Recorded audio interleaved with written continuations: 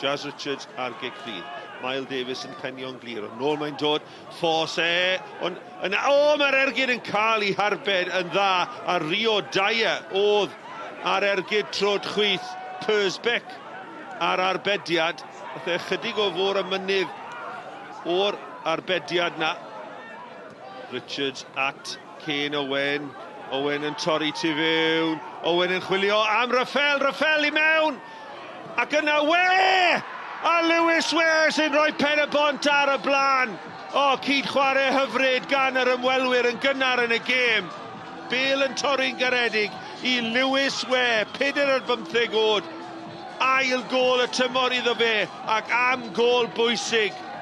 Ryan Reynolds a Kane Owen sy'n dros y gic rhydd. Owen y capten! Taran o ergyd ychydig heibio'r postyn. Nath i ddal i'n bert. Dyma Kane Owen, peniad Miles Davies, arbediad ragorol gan Zach Jones. Y gic rhydd gan Owen, peniad Miles Davies, arbediad ragorol. Raffel sydd wedi cuddio'r Bale yn dda trwy gydol y noson. Doi o'i amgylch.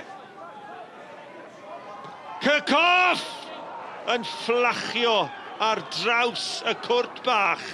Gabriel Kirchhoff dal i ddisgwyl i gôl gynta yn uwch gyngrau'r Cymru. Bu bron iddi ddod fanna. Jenkins. Kane Owen. Owen, y man a dynnu arno fe fanna, dos posib na, medde cynorthwydd y dyfarnwr. Hanner cyfle fan hyn i groesi. Taylor Crossdale, a'r cyffyrddiad ola. Mae oddi ar y linell. Wel, sut yn y byd nath ar adar greision ddim union i'r sgôr fanna. Oedd Martel Taylor Crossdale yng nghanol y cyfan. A Pen-y-bont yn sefyll yn gadarn, yn benderfynol ddim i ildio. The players put into practice a game plan which is very easy to work around on the tactics board and move pieces around and say you go here and you go there. Putting it into practice is very difficult, and I thought the shift the players put in, we want to do more with the ball at times, but we felt today that the best course of action would be to keep a solid shape and try and play on the counter, and it worked. And that early goal helped by young Lewis Ware. Yeah, Lewis is a talent. He's doing well for us. He's got bits to learn, as we all do. I have to say, Keon Raffel did brilliant for the goal. What an assist that is. How he's not in the Wales C squad, I'll never know.